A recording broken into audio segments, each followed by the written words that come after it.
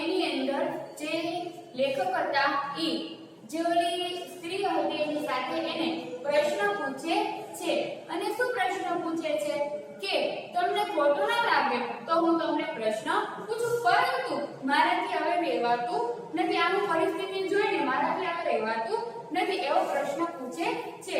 પછી આગળ શું કહે છે કે આ લોકોના જે માતા પિતા છે એને તમે જાણતા છો, તમે જાણો છો એના મા બાપ કોણ છે, ક્યાં રહે છે, કોણ કેવું છે બાળક, એ તમે કશું કઈ જાણો છો એવી વાત કરે છે।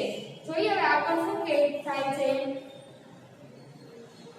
બધા જ ગરીબ પછી શું કહે છે, બધા જ ગરીબ તોગણ અને પુનિત પાપી દુર્જન અને સજ્જન જેના દિલમાં રામ વસ્યો હોય છે। જો બધા અમુક ગરીબ હોય, ઓકે, અને પછી અમુક તોગણ એટલે અમીરની વાત કરવામાં આવેલી છે। જો અમુક લોકોને કેવી વાત કરે, અમુક ગરીબ હોય અથવા તો અમુક અમીર હોય, પછી શું કહે છે પુનિત એટલે અમુક પવિત્ર હોય, પછી અમુક પાપી હોય, પાપ કરેલા હોય, અને પછી દુર્જન એટલે ખરાબ, કેવા કહેવાય ખરાબ હોય, અને સજ્જન એટલે કેવા થાય તો કે સારા થાય, આવી વાત કરવામાં આવેલી છે। જોઈએ જેના દિલમાં રામ વસ્યો હોય છે તે બાળકોનું ગળું, જો જેના તે બાળકનું ગળું ટૂંપાને બદલે કે રજકવું છોડી દેવાને બદલે એને અહીં લઈ આવે છે, ગટરમાંથી, કૂવામાંથી, ઉકેડામાંથી, જંગલોમાંથી કે કલ્પનામાં ન આવે તેવી ગંદી જગ્યાઓમાંથી માણસો એને બહાર કાઢી આપી જાય છે। કોઈક જ વખત અમને એના મા બાપની જાણ થાય છે, મોટા ભાગોને થતી નથી। જો આની અંદર કેવી વાત કરવામાં આવેલી છે કે શું કહે છે કે અમુક જ બાળકો એવા છે કે પોતાના મા બાપની જાણ થાય છે, પરંતુ લોકો પહેલા તો આપણને ગરીબ કીધા, અમીર માણસો કીધા, ગરીબ કીધા, સારા માણસ કીધા, ખરાબ માણસ કીધા, પછી કેવા કીધેલા છે પવિત્ર કીધા, પાપી કીધા, આ બધા માણસો અલગ અલગ જોવા મળતા હોય। કોઈ પાપ કરેલા હોય તો પણ એના ઘરે શું હોય, આવો પુત્ર જન્મેલો હોય, અને એ પણ મૂકી આવતા હોય, પાપ કરેલો હોય કે પાપ ખૂબ જ કરેલું હોય, ગયા જન્મમાં એ લોકો શું પાપ કરેલું હોય તેના આ જન્મમાં ભોગવવું પડે, એટલા માટે એ લોકોને શું કરે તો કે એ લોકોના શરીરોમાં પણ ખામી હોય છે, એટલા માટે એ લોકોને અહીંયા મૂકી દેવામાં આવે છે। અમુકના ઘરોમાં શું હોય તો અમુકના જે પરિવાર હોય એ એક્સેપ્ટ ના કરતું હોય અને ખોટું બાળકની સાથે અમુક પગલું ભરે એની કરતા તો પણ એ લોકો અનાથ આશ્રમમાં મૂકી દે છે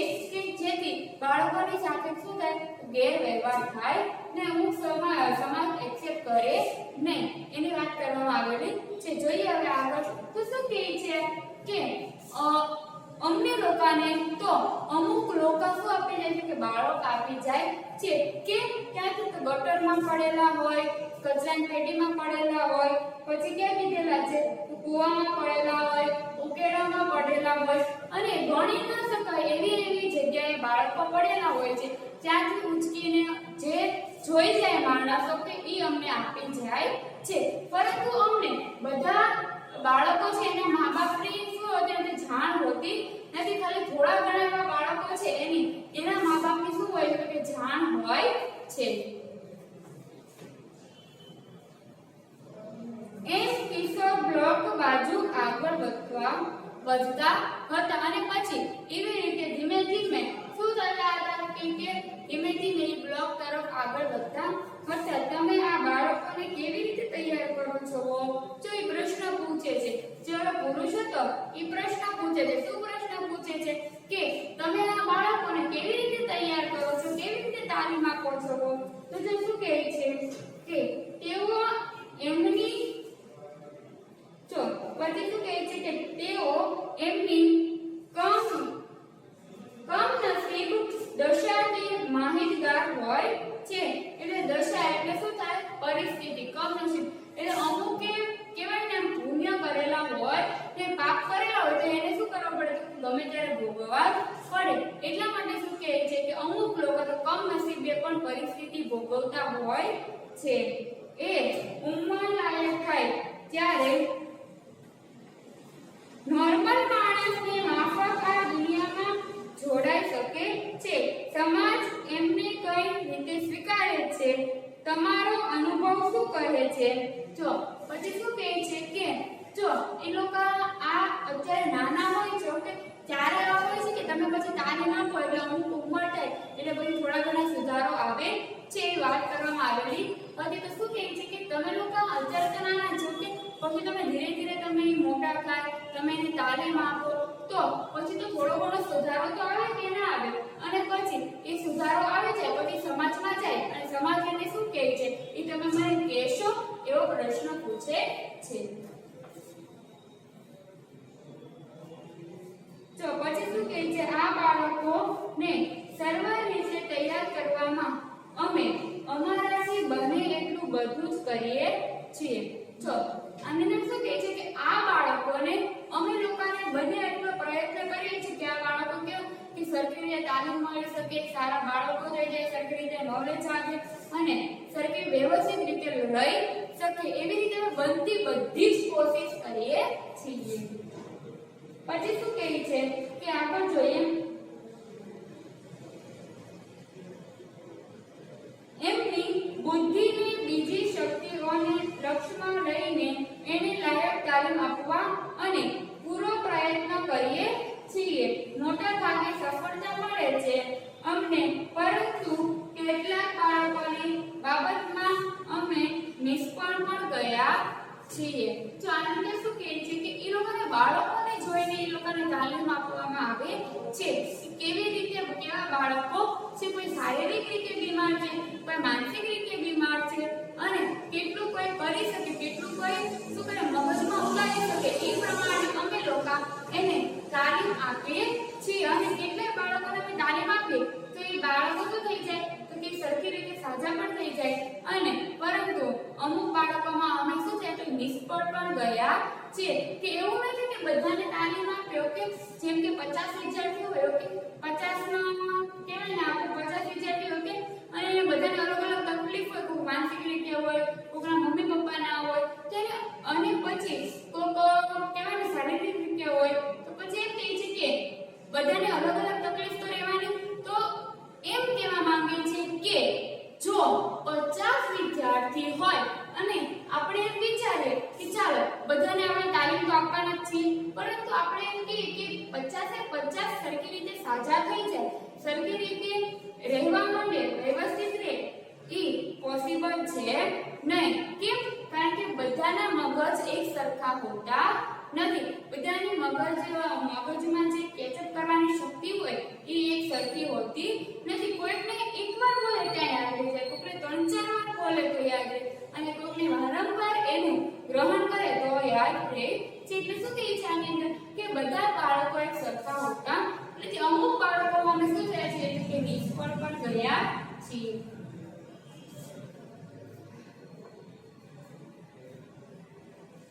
તમને એક નક્કર જ દાખલો આપ્યો. તમે પંકજના મિત્ર છો.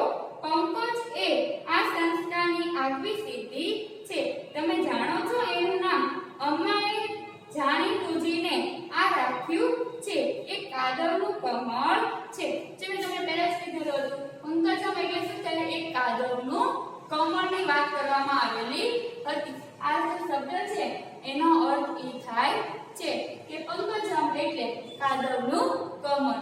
જો પછી શું કહે છે જે ઓલી સ્ત્રી હતી બધી મુલાકાત કરાવતી હતી લેખકને, પેલા પુરુષને, એને શું કહે છે કે જો હું તમને જીવતું જાગતું એક ઉદાહરણ તમને દઉં છું, પરંતુ તમે સેવી પંકજના શું છો તો કે મિત્ર છો. તો હું તમને કહું કે આ જે સેવી પંકજ હતી એનું નામ પણ રાખેલું હતું કે અમાએ રાખેલું હતું. એટલા માટે જ રાખેલું હતું કે સેવી પંકજ. અને પછી શું કહે છે કે આગળ શું વાત કરવામાં કાદવનું કમળ કીધેલું છે. એ આ સંસ્થાનું ફરજત છે. અમને એનું મોટું ગૌરવ છે. મારી છાતીમાં જો પછી આને જો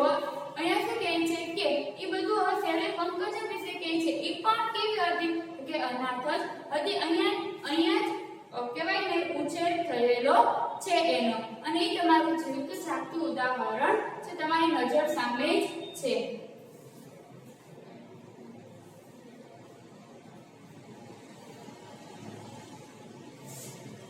મારી છાતીમાં ભયંકર કડાકો થયો. જો પછી અચાનક એવું કોની વિશે સાંભળો તો કે શેરી પંકજમ વિશે સાંભળો. એટલે લેખક તો પહેલા શેરી પંકજ વિશે કેવું વિચારતા હતા, હવે શેરી પંકજને ધીમે ધીમે શું કરવા લાગ્યા તો કે ગમવા લાગી હતી. અને પછી એ જે ગમવા લાગતી હતી એના સપના પણ જોતા, એના મનમાં પણ વિચારતા હતા. પરંતુ અચાનક એના મનમાં શું લાગ્યું, ધક્કો લાગી જાય છે. કેમ? કેમ કે શેરી પંકજમ વિશે આવું કીધું, ઓકે, આવી વાત કરી એટલા માટે જે લેખક હતા, જે પુરુષ હતો, એને ધક્કો લાગી જાય છે.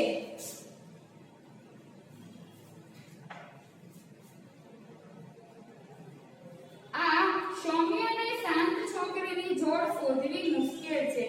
ભણવામાં એ ફર્સ્ટ ક્લાસ ફર્સ્ટ રહે છે, એટલું જ નહીં બીજા ક્ષેત્રોમાં પણ નોખરે રહે છે. સુલેખન, સુનર્તન અને સુવ્યક્તિત્વ. આને તો શું કહે છે કે આવી છોકરી મળી શું કે તો એમ કહે છે કે મુશ્કેલી અનુભવાય છે. કે કારણ કે આવી છોકરી ગોતવા જાય તો ઘણી બધી મુસીબત આવી શકે છે અને મળી પણ શકે નહીં. કે કારણ કે એ ફર્સ્ટ ક્લાસ ભણતી હતી ત્યારે શું લાગતું હતું કે ફર્સ્ટ ક્લાસ એનો જ્યાં સુધી ભણી ત્યાં સુધી શું કે ફર્સ્ટ ક્લાસમાં જ આવતી હતી. અને પછી આગળ શું કહે છે એની નૃત્યકાર, એટલે જે નૃત્ય કરતી હતી એની વાત કરવામાં એમાં પણ ફર્સ્ટ આવતી હતી. અને એની બોલી વક્તૃત્વ, એટલે એની જે બોલીની ચાલ છે એમાં પણ શું છે કે એમાં પણ એ પહેલા જ આવતી હતી. એટલા માટે કહે છે કે આ છોકરી મળવી શું છે ખૂબ જ કઠિન છે. એ આ સંસ્થાનું ફરજ છે, એ કાદવનું કમળ છે, માટે એનું નામ પંકજમ છે. મારા મનમાં એક શબ્દ ઢોળાવા માંડ્યા. પછી શું કહે છે એ બધું વિદ્યાય છે. કોને કહે છે તો કે જે પુરુષ હતો એને કહે છે, ઓલી સ્ત્રી હતી બધું એને કહે છે કે અમારી આ શેરડી પંકજ કેવી છે તો કહે છે કે એટલા માટે એનું નામ શું રાખ્યું છે કે પંકજમ રાખેલું છે. એ એક કાદવનું શું છે તો કે ફૂલ છે. પછી જોઈએ એના મા બાપની તમને જાણ છે ખરી? સહજ પ્રશ્ન થઈ ગયો મારાથી. પછી જે ઓલા લેખક હતા એ પ્રશ્ન પૂછે છે કોને તો ઓલી બા એની સાથે હતી એને પ્રશ્ન પૂછે છે શું તમને એના મા બાપની જાણ છે કે એના મા બાપ કોણ છે, ક્યાં રહે છે એની જાણ છે? એટલા માટે અચાનક લેખકને શું થઈ ગયું કે પ્રશ્ન પૂછાઈ ગયો હતો. ના, એના મા બાપ સ્નેહીજનો જે કદી ગણે તે આ સંસ્થાને એનાથી પણ અધિક એવા અમ્મી ને અપ્પા છે. શું કહે છે? ના, એના મા બાપને તો કશી કઈ જાણ નથી, પણ સ્નેહ એટલે કે એને પ્રેમ આપે, અતિશય પ્રેમ આપે, વાર કરે એવા એના કોણ છે કે અમ્મી અને અપ્પા છે. મેં તમને આગળના વિડીયોમાં કીધેલું હતું કે જે આ એના અમ્મી અને અપ્પાની જે શું હતી તો કે વાત કરે મેં તમને કીધું હતું આ એના શું હતી તો કે અસલી મા બાપ છે નહીં. અને જે અમ્મી અને અપ્પા છે કોનું એ આ જે પંકજમ છે એનું ધ્યાન રાખતા હતા.